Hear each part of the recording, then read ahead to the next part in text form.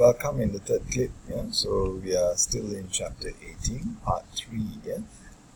In the previous part, we were looking at working capital financing policy. Okay, we have discussed the conservative policy. We were looking at aggressive. Let me complete that. Now, aggressive policy will have a low proportion of long-term funds. That means it uses more short-term funds than long-term funds. Okay, and this calls for high risk. Why? Because short-term funds, they mature early, and therefore it has to be repaid or refinanced. So there's this risk of not being able to pay or not being able to refinance the debt or the borrowing. Okay, so therefore it has high risk. But usually the advantage is that it is usually low cost. If you borrow for short term, the interest rate is usually lower. So any policy that you take, it has advantages and disadvantages. There is a trade-off. There is both advantage as well as a disadvantage in this financial policy. Alright, let's move on. Okay, here we are looking at the carrying versus shortage cost in this financial policy. So managing short-term assets involves a trade-off between carrying costs. There are two types, carrying costs and shortage costs. Carrying costs will increase with the increased level of current assets. So this is related to the working capital investment policy. More current assets you have, greater your carrying costs. Okay, this is the cost for storing and financing the assets. Finance means you need money to buy those assets. Therefore, there will be increased cost of financing and increased cost for storing those assets, and this comes under carrying cost. Now, shortage cost is the opposite. The shortage cost decreases with the increased level of current assets, but it increases with the decreased level of current assets. Okay, this includes trading or order costs. That means we have to reorder. The less assets you have, then you have to order the cost, purchasing the cost, and trade for the cost. So there will be some trading or transaction costs here. So if you hold less assets, every time you buy, there will be some transaction costs. So that will be shortage cost. That is actually a small portion. A major portion, a major cost of shortage or shortage cost will be this cost related to safety reserves. Okay, that means let's say a customer comes to your place and you don't have enough inventory, then they may not come back again because they were not very impressed with the amount of shelf goods that you have got, the inventory that you display. Okay, then they may not come back at all. So this lost sales is a major cost of shortage.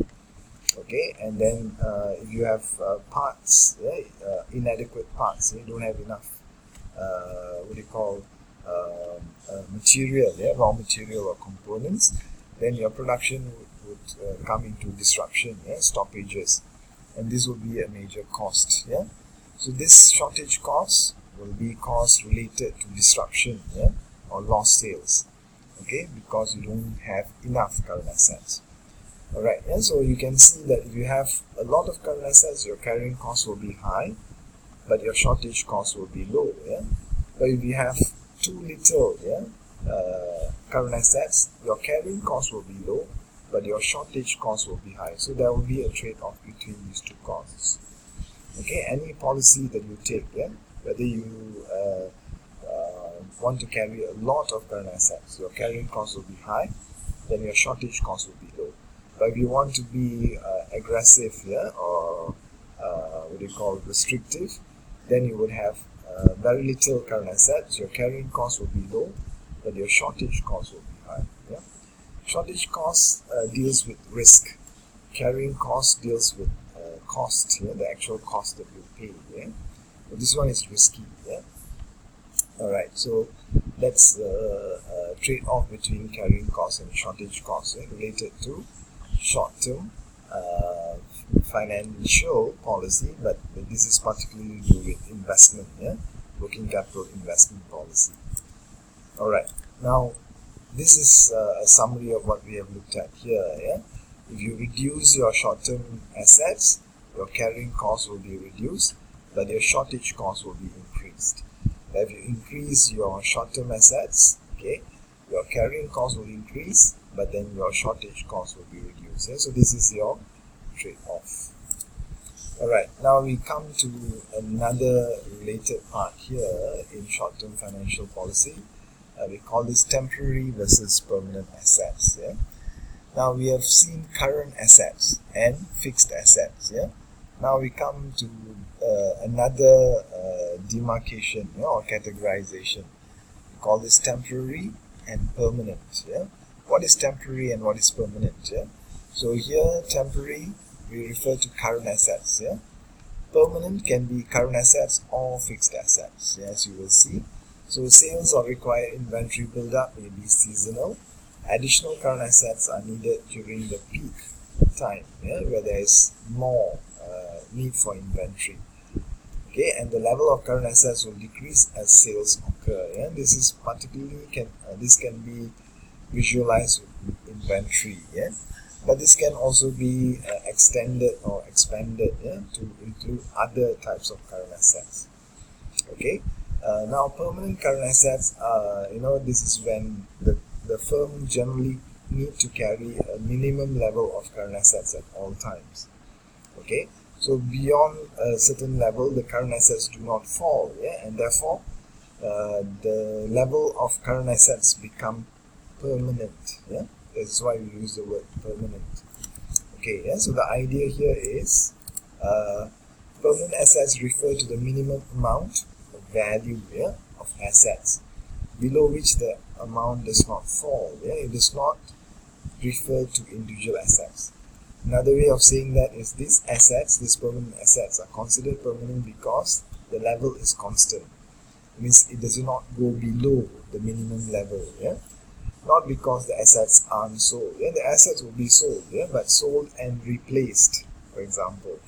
Okay, so when it's replaced, the level in terms of amount, the amount does not go below a certain level, then that level is called permanent. Now that will become clearer when we look at this diagram. For example, let's say this is over time, and this is the dollar amount of your assets. You find that your assets build up over time like this. This is the actual build up. Okay, goes up and goes down. Okay, this includes total assets. This is total assets. But you find that the minimum level does not go down below this point. Okay, at different times the company is expanding. That is why the asset is building up over time. But you find that there will be seasonal variation as well here. Goes up and goes down over time. Now, this level of expansion here is called the permanent assets. Now, this is the general growth of fixed assets and permanent current assets.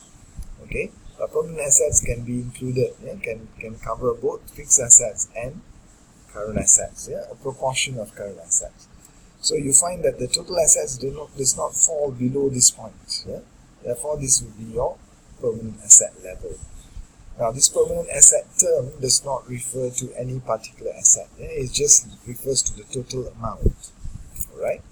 But this total assets, is permanent assets plus this temporary assets. These temporary assets go up and then it goes down.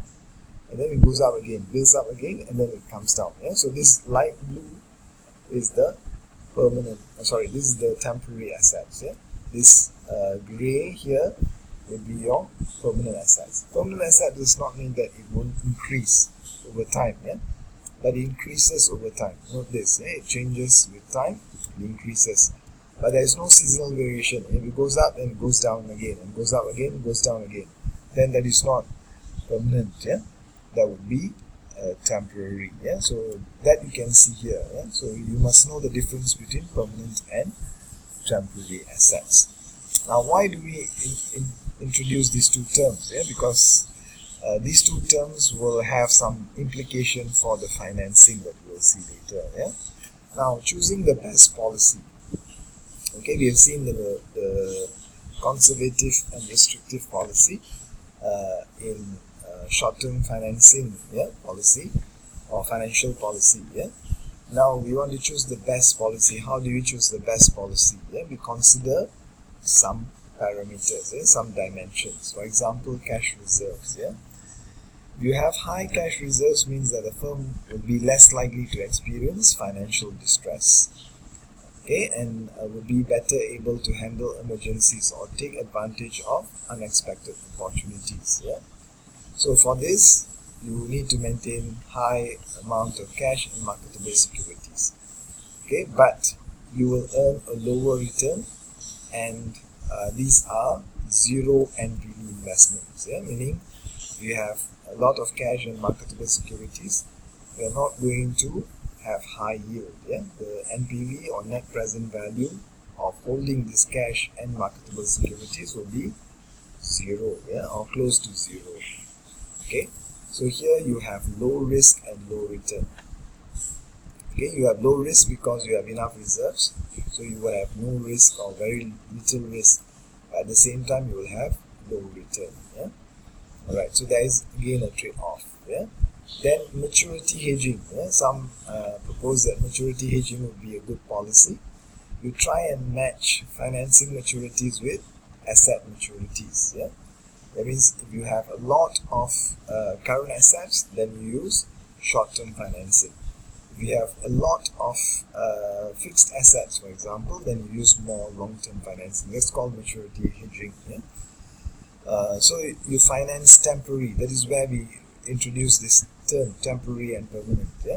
So you finance temporary current assets with short-term debt because this match the maturity. So when temporary assets increase, you can use more short-term debt. When the temporary assets, current assets become less, then you can pay off your current short-term debt. Now, permanent current assets and fixed assets you finance with long-term debt and equity. So that would be maturity hedging. Now, this will include moderate risk and also moderate return. So this will be low risk. This is moderate risk. So you won't have low risk and high return. You won't have moderate risk and high return, or moderate high return and moderate risk. You will not have that here. So there is always a trade-off. If you want to reduce risk, your return also goes down, or if you want to have low risk, you will have high cost. As you will see here, the last part here. A third consideration will be your interest rate. The first consideration is your risk, in terms of financial distress risk, financial distress. Here you try and match the hedging, match the financing. But here you look at the interest rates of borrowing. Short-term interest rates are normally lower than long-term rates, so it may be cheaper to finance with short-term debt. But firms can get into trouble if rates increase quickly or if it begins to have difficulty making payments. So there are two things. This is interest rate risk, and the other is difficulty in making payments. There are two risks here. Risk of refinancing. So this will involve low cost if you take short-term borrowing, low cost, but it has high risk because interest rates can increase in the market, or if the company is having difficulty making payments. Because short-term debt becomes due immediately, or almost immediately. Long-term debt becomes due later, right? Therefore, there is less need to make the payments immediately. So it has high risk. Alright, again you see that there is trade-off. There is no one policy which is best. So you have to consider all these factors and determine a compromise policy that fits the needs of the firm. So you need to consider all this and choose not the best policy, but the most appropriate policy for the firm. Different firms will have different needs. So which one you would choose, whether you use short-term or long-term, if you use more current assets or less current assets, will depend on these considerations. Alright, let's move on to the next slide. So this we will discuss in the next clip. This discusses the three types of policy.